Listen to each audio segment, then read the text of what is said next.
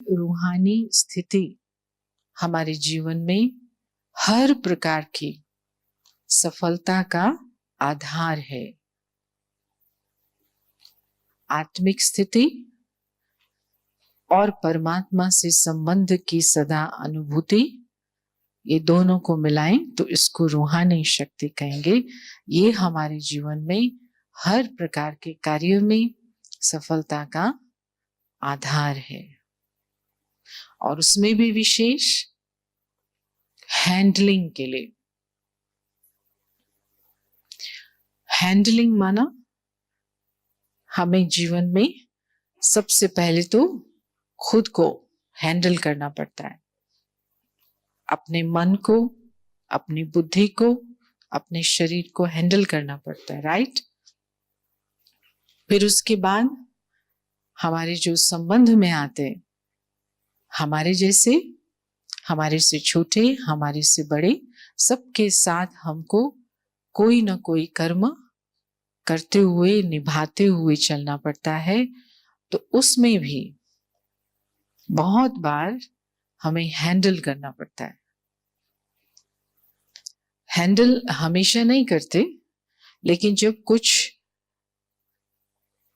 जो जिसको कहते रेगुलर संबंध में चलता है ना, ये माँ है, माँ को खाना बनाना है, पिता है, पिता को कमा खिलाना है, या माँ को भी कमा खिलाना है, ठीक है, उसने ये किया, उसने ये किया, सब ठीक हो गया, ये है आम स्थिति।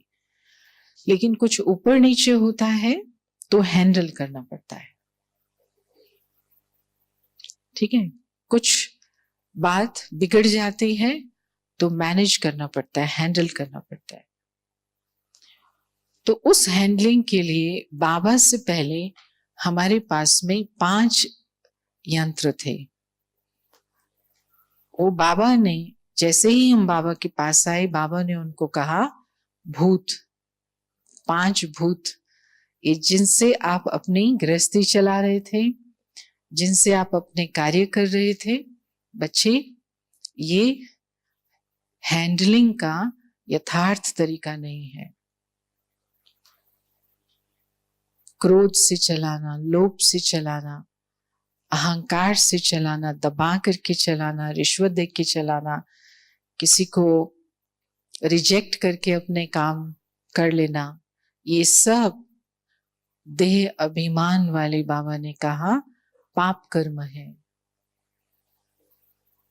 और रूहानी हैंडलिंग अर्थात रूहानी शक्तियों, अष्ट शक्तियों द्वारा और आत्मा के जो दिव्य गुण हैं उनका प्रयोग करके आपको अपने हर काम अभी करने। रूहानी शक्तियां और दिव्य गुण, ये बाबा ने यंत्र हम बच्चों को दिए। तो यंत्र लेने के बाद किसी भी दुकान से हम स्थूल यंत्र भी लेके आते, साधन लेके आते, तो उसको चलाना आना चाहिए। आजकल साइंस बहुत एक्सपर्ट हो गई है, तो इस कारण बहुत से साधन सिर्फ एक बटन पर आधारित होते हैं। आप बटन दबाओ और वो काम कर लो, जिससे कि सब खरीद के जाएं। मुश्किल होगा तो नहीं खरीदेंगे, है ना। आपके पास मोबाइल, सबके बस बटन दबाया, बच्चे भी उसको रेगुलेट कर लेते। तो उसमें ज्यादा सीखने की जरूरत नहीं पड़ती, लेकिन फिर भी हर यंत्र के साथ कोई ना कोई सावधानी का, या उसको चलाना कैसे है उसका डिटेल आता है, उसको इंस्ट्रक्शन मैनुअल कहते हैं। तो इसी प्रकार रूहानी शक्तियां, अष्ट शक्तियां और दिव्य गुण कैसे प्रयोग करने हैं, कौन सी स्थिति में प्रयोग करने हैं, कब प्रयोग नहीं करने हैं, किसके साथ प्रयोग करने हैं, वो सारा इंस्ट्रक्शन मैनुअल है बाबा की मुरली। लेकिन वो बहुत सारी मुरलियां हैं, जब तक कोई वो मुरली पढ़े, हो सकता है वो गलत यूज कर ले।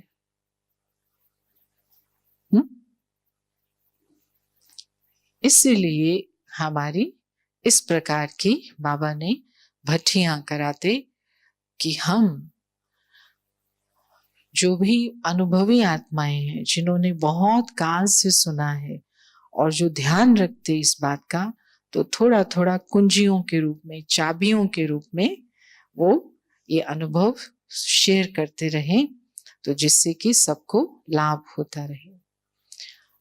तो अष्ट शक्तियों द्वारा जो हैंडलिंग है, रूहानी हैंडलिंग, उसमें से आज मैं 2 या 3 शक्तियों की बात करूंगी।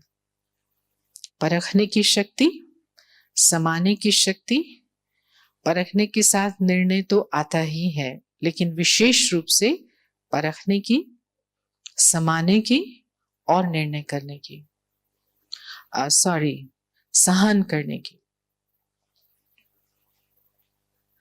सहन और समाना, परखना और निर्णय करना।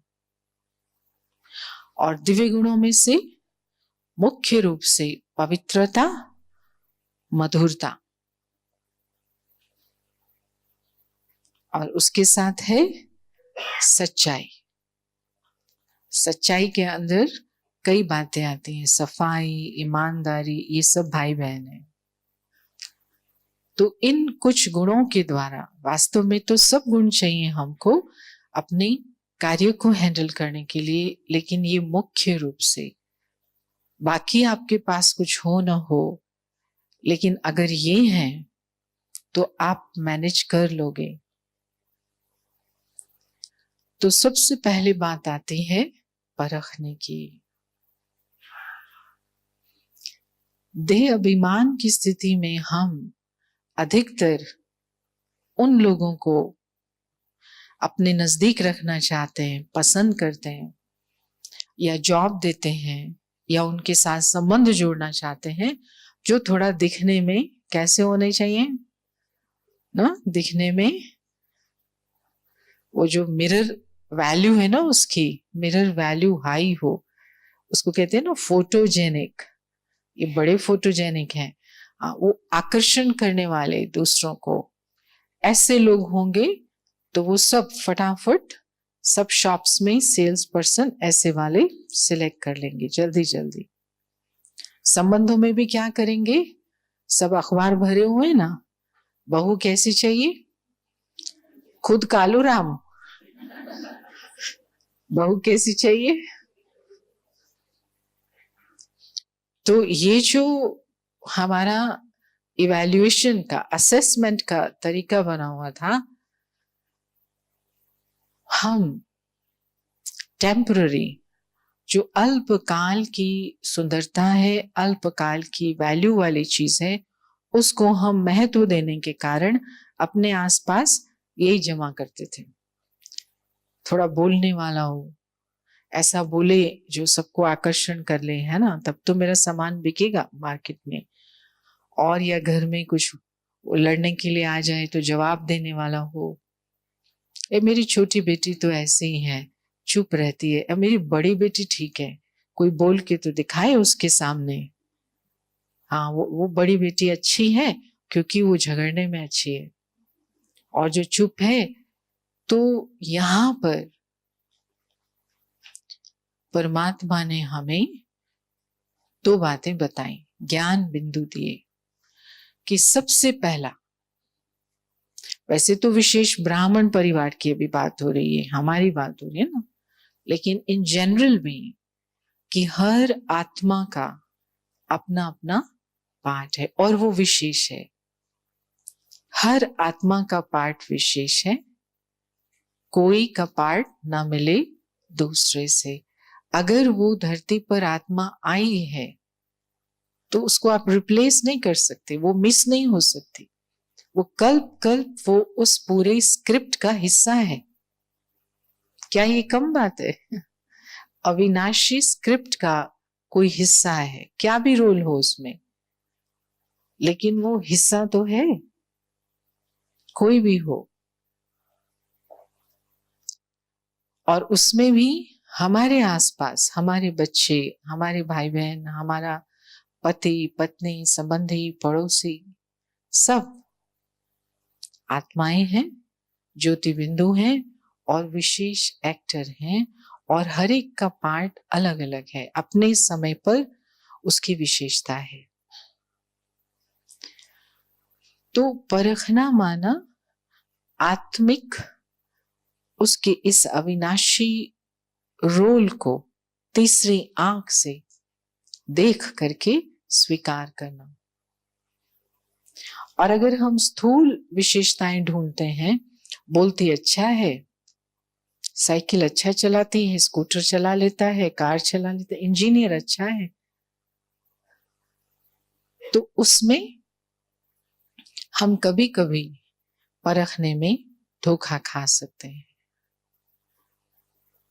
तो परखने में पहली पहली बाबा ने बात बताई, हर आत्मा यूनिक है। इस दृष्टि से आप देखेंगे तो धोखा नहीं खाएंगे।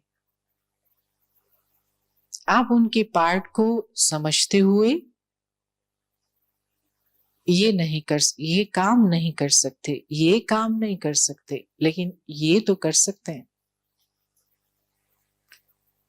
तो हम कभी भी अपना जो परिश्रम है, मेहनत है, वो अननेसेसरी किसी को बदलने में नहीं लगाते। नहीं तो जो बहुत बोलती है हमारी बेटी, उसको चुप कराने में लगे रहते हैं, और जो बिल्कुल नहीं बोलती उसको बोलने में लगे रहते हैं। तो क्या चाहते हो आप? है ना, होता है ना ऐसा। तो दोनों में टाइम वेस्ट होता है। वो जैसे बेसिक पर्सनालिटी किसी की होती है, उसको टच करना माना टाइम वेस्ट करना। वो बेसिक, उसका कोई अंतर्मुखी है, कोई अच्छा बोलने वाला है, कोई अच्छा सहयोग देने वाला है, कोई समाने वाला है, कोई सहन करने वाला है, जो जैसा है वो परख करके उस द्वारा वो कर्तव्य करा लेना, इसको कहेंगे रूहानी श्रेष्ठ हैंडलिंग। वो ऐसा है और आप जीवन भर उसको बदलने में लगे हैं, और जो काम वो कर सकता था वो भी करने आप नहीं देते, या आपको कराना ही नहीं आता, तो जीवन का जो समय है, अनमोल जीवन है, वो व्यर्थ हो जाता है। अब बाबा की जब सेवाएं विदेशों में शुरू होती हैं, तो विदेश माना क्या हुआ? वैसे तो भगवान की सारी दुनिया है और सब बच्चे भगवान के हैं, लेकिन भारत के हिसाब से विदेश कहेंगे। भारत भूमि जहां परमात्मा स्वयं आकर ज्ञान देते, उसके हिसाब से विदेश कहेंगे। तो बाबा के बच्चे जब वहां पर आते हैं, तो एक होता है ट्रेडिशनल बिहेवियर, कि कोई आध्यात्मिक व्यक्ति होगा, उसको देख के थोड़ा भावना से मिलेंगे, हाथ जोड़ेंगे। तो वहां तो ये भावना का प्रदर्शन हो ही नहीं सकता, आप एक्सपेक्ट ही नहीं कर सकते। हाँ, अगर आप आध्यात्मिक पर्सनालिटी के रूप में प्रसिद्ध हो जाते, आपने ऑलरेडी बहुत सेवा कर ली, तो वो सब आपके प्रति भाव रखते। लेकिन शुरू किया है अगर आपने वहां काम, उन्हें पता ही नहीं है ब्रह्मा कुमारी क्या है, तो ऐसे में कोई भावना नहीं दिखाएंगे। तो सभा में ज्ञान सुनने के लिए आई, अभी ये सारी की सारी सभा ऐसे फोकस होकर के ऐसे देख रही है। लेकिन अगर कोई नए सुनने आएंगे और वो भी विदेश में, तो एक ऐसे देख रहा होगा और एक ऐसे देख रहा होगा, और एक आंख बंद करके बैठा होगा, और एक आंख बंद करके ऐसे करके टांग आपकी तरफ खड़ी करके बैठा होगा।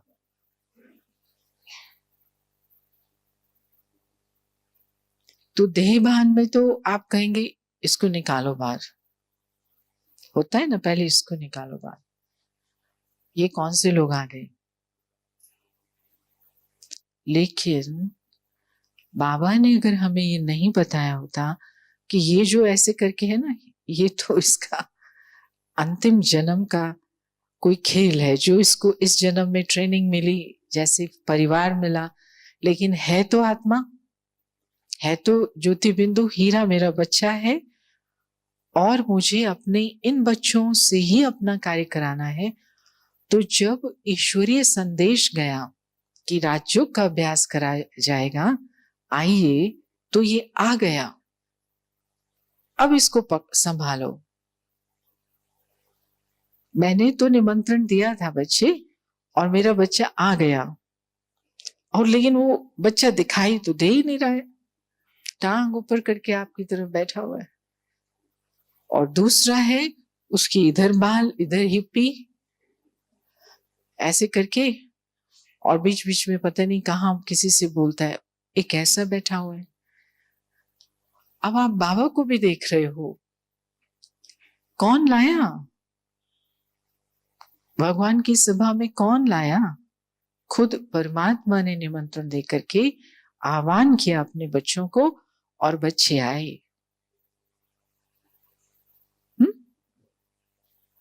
अब बच्चे संभालो। तो जब आप उस स्मृति में रहते, तो फिर आप ये जो कुछ दिखाई दे रहा है उसको कंसिडर नहीं करते, अर्थात उसको ध्यान में न रखते हुए, उसको निग्लेक्ट करते हुए आप चमकते हुए सितारे को देख करके बाबा का संदेश देते हैं। और उसके बाद जो उनका प्रतिक्रिया होती, उनके मन में उनकी दृष्टि से जो चमक दिखाई देती, और वो जाते जाते टोली तो देते हैं ना, जाते जाते स्पासिबा स्पासिबा स्पासिबा स्पासिबा माना थैंक्स। हाँ, ऐसा स्पासिबा स्पासिबा बोलते बोलते जाते, और कहते जाते कि भगवान का शुक्रिया कि आप हैं, मतलब आप इस दुनिया में हैं, उसके लिए भगवान का शुक्रिया। तो दिखने में तो बिल्कुल दूसरा कुछ लग रहा था। अगर आप सोचते अच्छी ऑडियंस हो, थोड़ा सा टाइप बूट वाले लोग हों, थोड़ा सा अच्छी जेंट्री हो, ऐसे होता है ना, जेंट्री कैसी आई, तो ये सब हमें परखने नहीं देता आत्माओं को। तो जो शुरू की ऐसी सभाएं आई थी, शुरू में जब किया था, तो वही लोग आज सारे सेंटर्स का काम संभाल के बैठे हुए हैं। वही लोग, वही जो इतने बड़े बड़े बाल कट हिप्पी, वही जो टांग ऊपर करके बैठा था, वही जो बदबू आ रही थी किसी से, किसी के दांत पूरे के पूरे काले, और आखिर स्पासिबा बोलते थे तो लगता था ये क्या है, वही लोग आज परिवर्तन होके फरिश्तों जैसे लगते हैं और बाबा का कार्य कर रहे हैं, बहुत ज्यादा मेहनत कर रहे हैं। तो पहला क्या हुआ? परखने की शक्ति, और उसका आधार क्या हुआ कि हर आत्मा का ड्रामा में अपना पार्ट है, और विशेष उन आत्माओं का जो ईश्वरीय ज्ञान सुनते हैं। ईश्वरीय ज्ञान सुनने के लिए कहीं भी दुनिया के कोने में बाबा के घर में आती हैं। ये तो मैं थोड़ा एक जरा सा बता रही हूँ, पूरे विश्व में ऐसे ही सेंटर खुले। कोई माउंट आबू में ऐसे घूमते घूमते बस इंडिया जाना है, वो घूम रहे हैं इधर से उधर, और यहाँ कोई गाइड उनको लेके आ जाते, वो एक राउंड करती हैं और उनको कहा जाता है कि आप यहाँ पर रुके हो तो 2-3 दिन आ जाओ, 1 घंटा सुनो। तो वो सुनती हैं। ये नहीं देखा गया कि ये तो हिप्पी लग रही है, इसके तो पीछे क्या है, इसने तो चप्पल भी नहीं डाली हुई, ये पता नहीं कौन होगी, ये नहीं देखा गया। बाबा का बच्चा आया है, मधुबन तीर्थ पर आया है, ऐसे नहीं आ गया। तो जिसने भी उसको सुनाया तो उसने क्या याद रखा? आत्मा है। तो आज साउथ अमेरिका की सेवा और अर्जेंटीना की सेवा वो एक आत्मा कर रही है जो हिप्पी बन के घूम रही थी यहाँ पर कभी 35 साल पहले। और आप देखेंगे, कहेंगे अरे ये तो फरिश्ता है। तो नंबर 1। फिर दूसरा,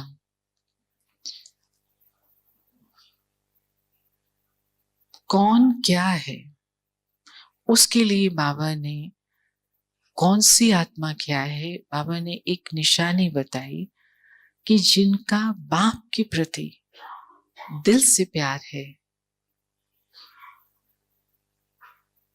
ईश्वर के प्रति दिल से प्यार है, वो आत्मा नजदीक है बाप की। तो ऐसा भी होता है कि कोई कोई का आपके प्रति प्यार नहीं होता, उनको आपकी कोई जैसे बात ऐसी दिखाई देती है, ये उनकी पसंद अपनी है, लेकिन ईश्वर से बहुत प्यार है, बाबा से बहुत प्यार है उनको। तो हम अधिकतर उन लोगों को लॉयल समझते हैं, वफादार समझते हैं, जो थोड़ा हमको सलाम करते रहे, आप तो बड़े अच्छे आपने, और वो हमको नहीं करता सलाम, बाबा से बड़ा प्यार है, तो आप उसको सेवा देंगे? अगर नहीं देंगे तो मतलब रूहानी यथार्थ श्रेष्ठ हैंडलिंग नहीं है। आप उनको कार्य में समझते नहीं तो भी कमी मानी जाएगी, क्योंकि अपनी कोई ना कोई शक्ति की कमी के कारण वो आपका सम्मान नहीं कर पा रहा है। बस क्योंकि आप अच्छे हो तो आप सम्मान लायक हो, लेकिन जरूरी नहीं है कि हर कोई आपको समझ पाए, आपको उतना सम्मान दे पाए, स्नेह दे पाए, सहयोग दे पाए, लेकिन परमात्मा को तो प्यार करता है ना। तो उसकी उस विशेषता को परख करके कि भगवान का जो प्यारा है, भगवान की उस पर नजर है, तो कभी ना कभी ये आत्मा उस याद की शक्ति से अपने जीवन में बाकी रही हुई कमियों को भी भर लेगी। इसलिए सेवा का जो प्रसाद है, वो कहते हैं ना लंगर सेवा का सेंटर्स जो होते हैं, वो लंगर होते हैं सेवा, उसमें से 1 चम्मच सेवा भी उसको दे। उसमें घबराना नहीं होता कि ये तो बातें नहीं करता, हलो भी नहीं करता, ओम शांति भी नहीं करने आता, अपने आप ही चला जाता, वो बस बाबा के कमरे में बैठता है, चला जाता है, हमें तो कुछ पता नहीं होता है ना। ऐसी निशानियों से हम इवैल्यूएशन गलत कर लेते कई बार।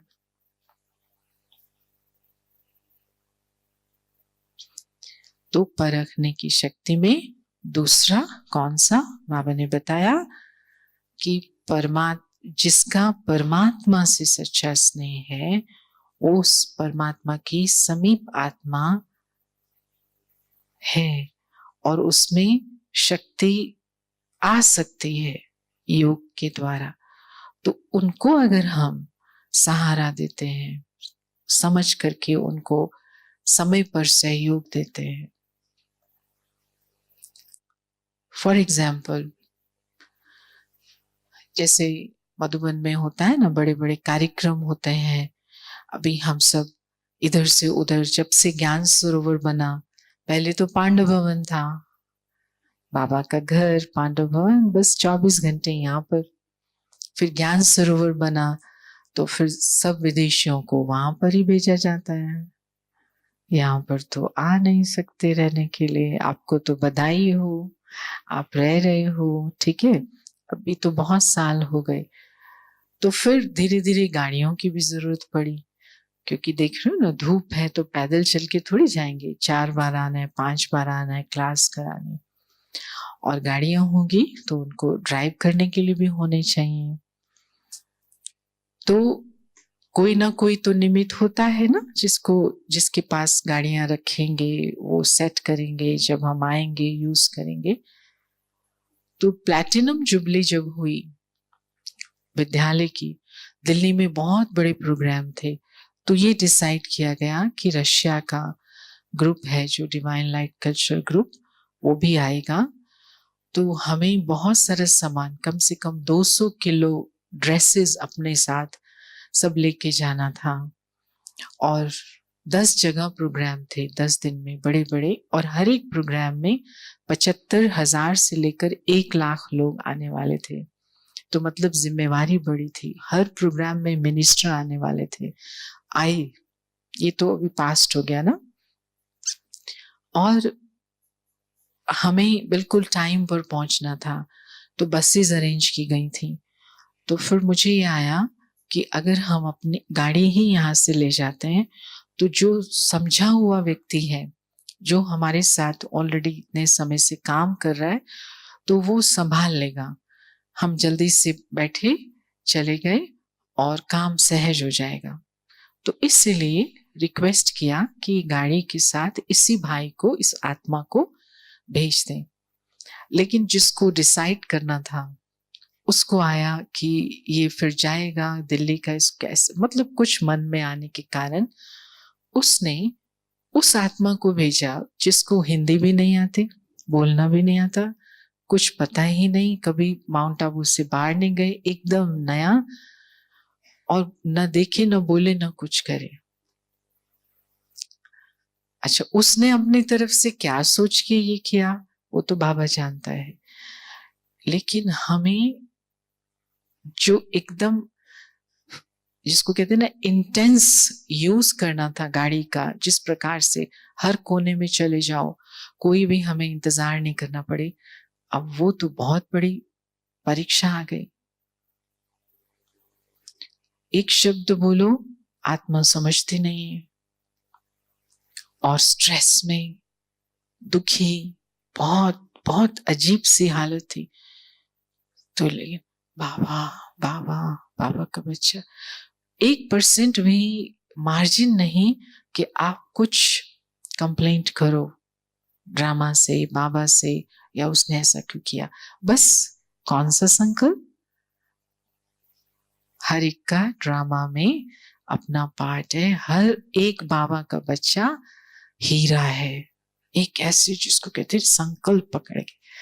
चाहते तो रिजेक्ट कर सकते थे, पूरा अधिकार था, चाहते तो डिमांड कर सकते थे, नो आप इसको नहीं भेज सकते, इसको तो कर सकते थे, लेकिन नो, ये हो जाएगा। फेवरेट को अपने साथ लेना, वो तो सहज होता है ना।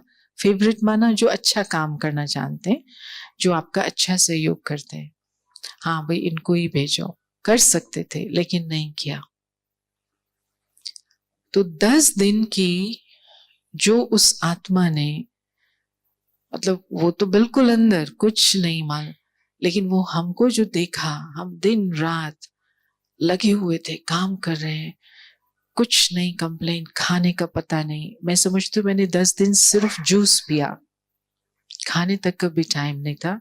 तीनों दादियां उस समय वहां थी, ओआरसी में थी, डाइनिंग तक में भी नहीं गए। वो बोलते थे ये कहाँ है कहाँ है, सिर्फ जूस पी के चलाया।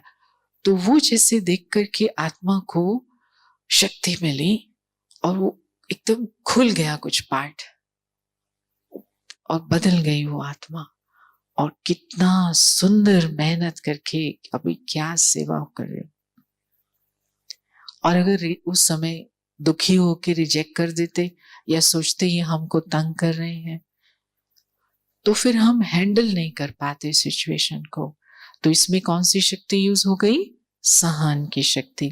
तो सहन माना परेशान होना नहीं, दुखी होना नहीं, सहन माना वो जितनी भी उसकी आ रहा है प्रतिरोधक शक्ति, विरोधक शक्ति, अपोजिट पावर जो आ रही है, वो आप खड़े हो गए स्ट्रॉन्ग, बस इट्स फाइन। हमें टक्कर नहीं लेनी, कन्फ्लिक्ट नहीं करना है, टकराव नहीं करना है। तो क्या हुआ, फिर चमत्कार देखा कि जब शक्ति रूहानी प्रयोग होती है सहन करने की, और आज पहली बार है, प्लेटिनम जुबली को कितने साल हो गए, कभी किसी से ये बात ही नहीं की, क्योंकि अब तो वो जैसे एक उदाहरण के रूप में हो गया, अब कोई वो सिचुएशन के रूप में नहीं है वो बात। तो स्टडी करते हैं ना, उसमें एग्जाम्पल्स देते हैं, तो अभी एग्जाम्पल्स के रूप में है, तो बात कर रहे हैं। तो सहन भी और समाना भी।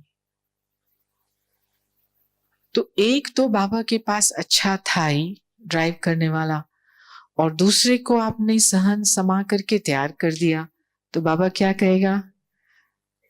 नाइस बच्ची नाइस, आई एम हैप्पी।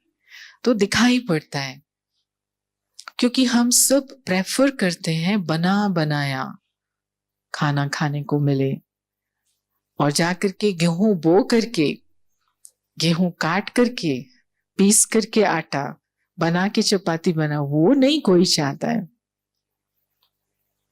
बना बनाया वातावरण हो, बना बनाया।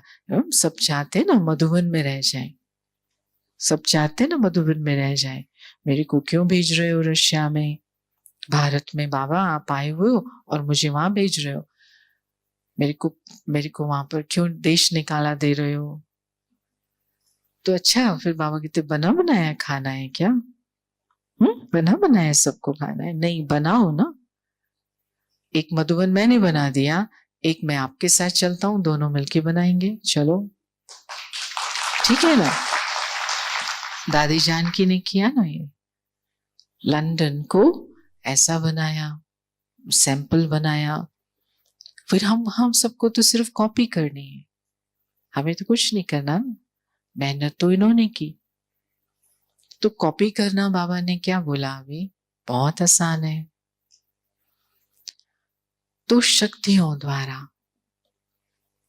फिर इसके साथ साथ कभी कभी जब हम फैमिली में हैं, जॉब पर हैं, कुछ न कुछ काम हमारे साथी, हमारे सबऑर्डिनेट्स इस प्रकार का कर देते हैं कि हमारी रुसवाई हो जाती है, नाम खराब हो जाता है, काम उल्टा हो जाता है, बहुत बड़ा नुकसान हो जाता है। तो उस समय भी सहन शक्ति,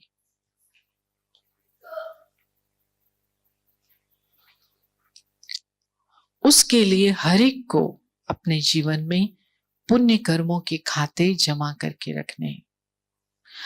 क्योंकि आपके शरीर में यहां बाहर कुछ भी हो जाए मैनेज हो जाएगा, लेकिन अंदर के ऑर्गन से कुछ गड़बड़ हो गई, लंग्स में कुछ चला गया, हार्ट में कुछ चला गया, तो हैंडल करना बड़ा मुश्किल हो जाता है। तो जो हमारे नजदीक के लोग होते, बिल्कुल बहुत नजदीक के, वहां कुछ प्रॉब्लम आ गई, उनके मूड में कुछ अंतर आ गया, उनकी सोच में कुछ अंतर आ गया, आप उसको कैसे हैंडल करोगे? तो वहां पर भी सहन शक्ति, क्योंकि हर आत्मा के अपने अपने कर्मों के खाते हैं। हमें लगता है ये तो ब्राह्मण है, ये तो सेंटर पर रहते हैं, ये तो 25 साल से ज्ञान में चल रहा है, लेकिन कर्मों के खाते जन्म जन्मांतर के उनके अपने हैं। तो अभी जब उनका वो टाइम पास हो रहा है ना, उस समय अगर हम सहन कर लेते, सामना कर लेते और उनको सहयोग देते हैं, क्योंकि पहले हमने उनको सारी अथॉरिटी दे दी, सब अधिकार दे दिए, सेवा की तरीके समझा दिए, और अभी वो ऐसे मूड बना के बैठे, कमरा बंद करके बैठ गए, तो क्या कहते, इसको निकालो, ये नहीं चलेगा यहां पर। कहाँ निकालो, कहाँ जाएंगे? ऐसे तो सबको निकालना पड़ेगा, हम में से कौन रह जाएगा तब? हम सब कुछ ना कुछ गलतियां करते। तो लेकिन अगर हम उस समय, मैंने जितने भी प्लान बनाए घर के लिए, जो भी, वो सब खत्म हो गए, फ्लॉप हो गए, क्योंकि बहुत नजदीक की आत्मा सेवाधारी ने कहा कि को जीवन में कोई टर्न आ गया, मूड मेरा मूड नहीं, कमरा बंद। इतने डेडिकेटेड, इतने सम्मान देने वाले आज बिल्कुल 360 डिग्री बदल गए। उस समय मधुरता, पवित्रता की शक्ति, क्योंकि पवित्रता सुख शांति की जननी है। कोई भी दृश्य आपको हर्ट नहीं करे, दिल को घायल नहीं करे, दुखाए नहीं। और वो तब होगा जब बहुत काल से आप हर एक कार्य को साक्षी होकर कर रहे हो। मेरा सेंटर, मेरा नाम, मेरी सेवा, अब लोग क्या कहेंगे। कितनी अच्छी सेवा पहले होती थी, अब नहीं कर। उनको क्या पता कि घर में ये हाल है, बेचारा कोई, उनको तो पता नहीं। और हम अपने नाम के पीछे पड़े हैं कि बाकी सब सेंटर्स के तो ये काम हो रहे हैं, हमारा तो हो नहीं रहा। सब लोग कहेंगे ये क्या हो रहा है। नाम तो उदाहरण सेंटर का दे रहे, लेकिन घरों में भी ऐसा होता है।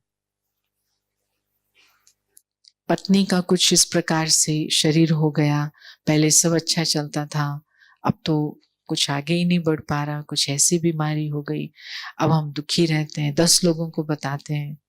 तो ये सब परिवर्तन जो आते हैं, कर्मों के हिसाब किताब आते हैं, उसको हमें पवित्रता की शक्ति से, वो एक वार के रूप में नहीं, ये मेरे ऊपर अटैक आया है, वो वार ना समझ करके साक्षी हो करके दृश्य देखना, तो माया हार खा जाएगी। नहीं तो माया तो यही चाहती है ना, हमको अलग करे बाबा से, तो हम फिर अपने घर की परिस्थिति को भी हैंडल कर पाएंगे।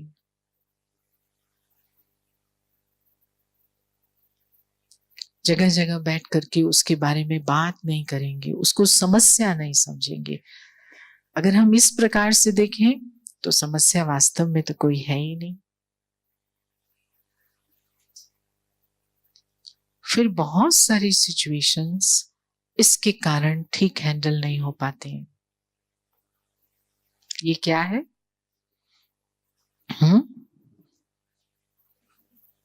मुख द्वारा हम जोड़ भी सकते और मुख द्वारा हम तोड़ भी सकते।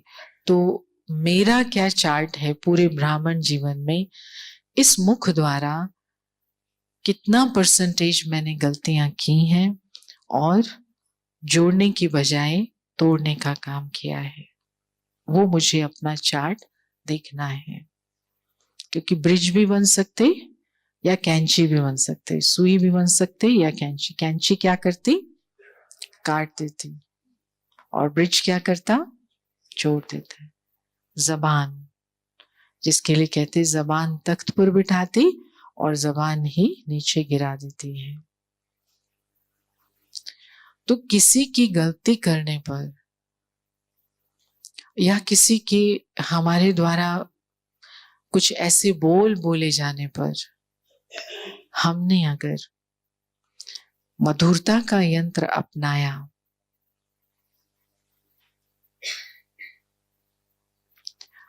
तो उस समय किसी को दिखाई देगा कि देखो इनको हमने ठीक कर दिया, तभी ये थोड़ा सा अभी ढंग से बोल रहे हैं हमारे से, ऐसा होगा नहीं। वो इसलिए नहीं मधुरता, लेकिन इसलिए कि कोई भी प्रकार की टकराव से किसी भी आत्मा के साथ बाबा की नजर में मेरा चार्ट कैसा हो जाएगा, तो मुझे निर्माण होने में, मधुर होने में कोई भी कंजूसी नहीं करनी चाहिए। इसको झुकना नहीं कहते, इसको बाबा की नजर में हमेशा हमेशा के लिए ऊंचा उठना कहते हैं। हमेशा के लिए। बाबा ने मेरे साथ क्या किया? बाबा ने मेरी कमियों को देखा क्या? जब हम बाबा के पास आए थे तो हमारे पास कुछ गुण थे। गुणवान जो आए थे बाबा के पास, हाथ खड़ा करें। गुणवान। और बेगुण जो आए, बैंगन कितने लोग आए थे? बेगुण, सब बेगुण आए थे ना। तो उन बेगुणों को, काली आत्माओं को बाबा ने शाइनिंग बनाया, सितारा बनाया, पवित्र बनाया। वो किससे? मधुरता से। मीठे बच्चे, मीठे बच्चे। तो किसी की कड़वाहट को, उसको कुछ अच्छा नहीं लगा है, दुखी है जीवन में, सफलता नहीं है, तो वो ऐसे ही बिहेव करते हैं। आकर के पूछेंगे, अच्छा आप कब कब करने वाले हैं, करने वाले हैं कि नहीं करने वाले हैं? फिर हम कहेंगे आपको बात करने के मैनर्स हैं? तो ये मधुरता है? वो जो कर रहे हैं सो कर रहे हैं, मुझे क्या करना है? ठीक करेंगे। और फिर थर्ड, पहले उन्होंने 2 सेंटेंस ऐसे बोले और हमने प्यार से बोला, फिर वो तीसरा ऑलरेडी सॉफ्ट हो गए होते हैं, उसी समय ही सॉफ्ट हो जाते हैं।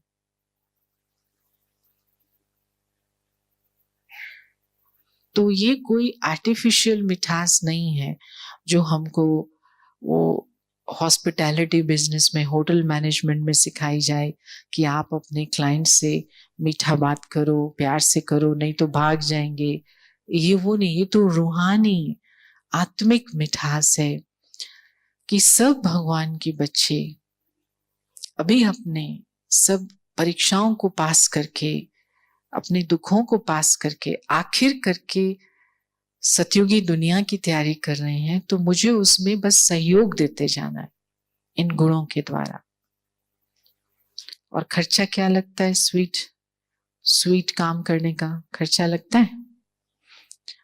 कोई को आपने साड़ी प्रेस करने के लिए दी, वो आकर के जला करके कहता है जल गई, सॉरी, और चला जाता है बस, सॉरी। तो आप कहोगे इतनी तो थोड़ा महसूस तो करो, मेरी तो तुमने ये चला। वो क्या मधुरता है? फिर वो एक होता है जो आपका सब कुछ तोड़ फोड़ के रख दिया और फिर जाकर के बैठ गया कि मेरे से तो काम होता नहीं, सेवा होता नहीं, मैं जा रहा हूं, मैं तो देखो सब कुछ जला देता हूं। अब क्या करोगे आप? कौन सी शक्ति का प्रयोग करोगे? एक तो जला दिया, ऊपर से ऐसे बोल रहे हो बड़े होशियार हो, ऐसे बोलते हैं ना। तुमको इसको ठीक करना चाहिए, ये करना, ऐसा बोलते हैं। लेकिन इस समय भी हमको निर्माण होके, मधुर होके एक एक को संभालना है। इसको कहते हैं हैंडलिंग, कि कोई जाने ना पाए भगवान की गोदी से। जिनको भगवान ने बिठा करके रखा है वो एक एक आत्मा उसकी गोदी में बैठ करके स्वर्ग तक पहुंचे, मुक्ति धाम तक पहुंचे। ये बस अगर हमने काम कर लिया तो जन्म जन्मांतर बाबा आभार मानेगा, क्योंकि बहुत दुखी हैं उसके बच्चे, कहाँ जाएंगे। इसमें समय देना पड़ता है, एनर्जी देनी पड़ती है, सुनना पड़ता है, समझना पड़ता है क्या है आखिर। फिर उसमें तंग भी हो जाते हैं कि कब तक हमें ये इन ऐसे लोगों को मनाते रहेंगे। जब तक जान है तब तक बाबा के बच्चों को हमको हाथ देना है, संभालना है, क्योंकि ये वो हैं जिन्होंने बाबा को पहचान लिया है। तो साधारण आत्माएं तो नहीं। तो स्वीकार करना, माना रिजेक्ट नहीं करना कि मेरे पास में 100 ऑप्शन है, मतलब 70, 80, 100 आत्माएं, 10 कुमार हैं, इसने थोड़ा सा ठीक बिहेव नहीं किया या काम नहीं किया तो मैं कहूंगी गेट आउट, और ये इनमें 9 में से किसी को काम दे दूंगी। और अगर है ही एक,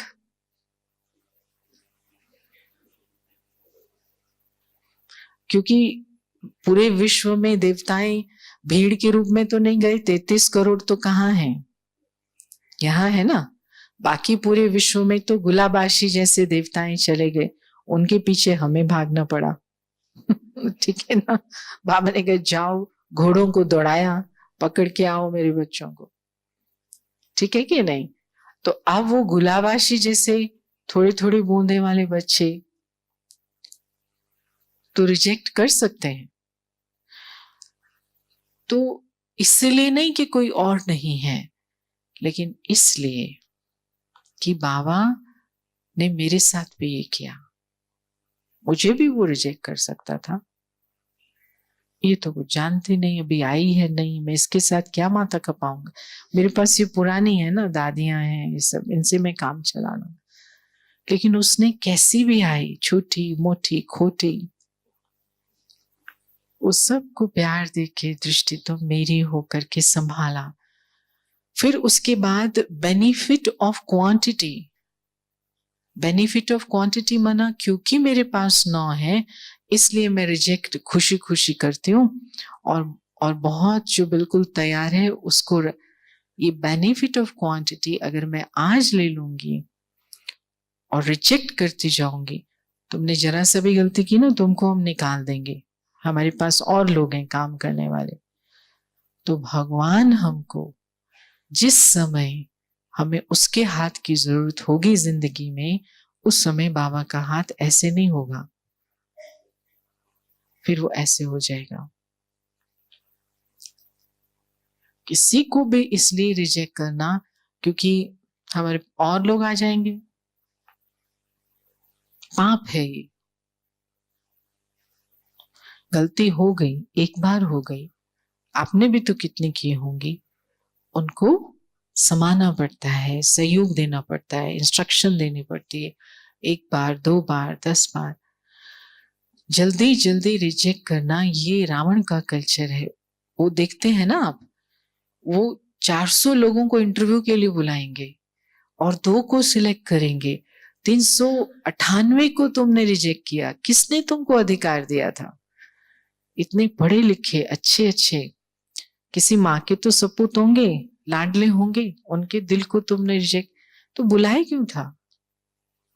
अपनी खुशी के लिए, कि दिखाने के लिए हमारे पास जॉब देने की ताकत है। तो क्या आप उनके भाग्य के मालिक हो गए? तो ये रावण है, बहुत दुख देता है। तो अगर हमारे पास में, मैं माँ हूं घर में, बाप हूं, मेरे पास अथॉरिटी है डिसीजन लेने की, यहाँ हम सेवाधारी हैं, सेंटर्स पर हैं, मधुबन स्वर्ग आश्रम में है, कोई को भी इस प्रकार से अथॉरिटी का मिस यूज करके जल्दी जल्दी रिजेक्ट करके करने को यथार्थ हैंडलिंग, रूहानी हैंडलिंग बाबा नहीं देखते। तो बाबा हमें रोज मुरली में इसलिए समझ दे के तैयार करते हैं कि हम अपने इस सारे कार्य को विश्व के सामने एक सैंपल बना करके चलें।